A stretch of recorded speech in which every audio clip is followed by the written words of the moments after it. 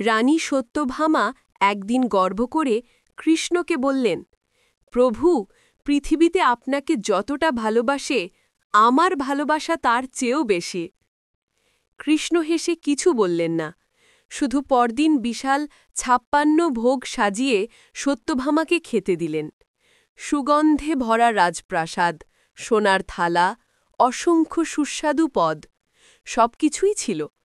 কিন্তু মুখে প্রথম গ্রাস দিতেই সত্যভামা চমকে উঠলেন। খাবারে কোনো নুন নেই।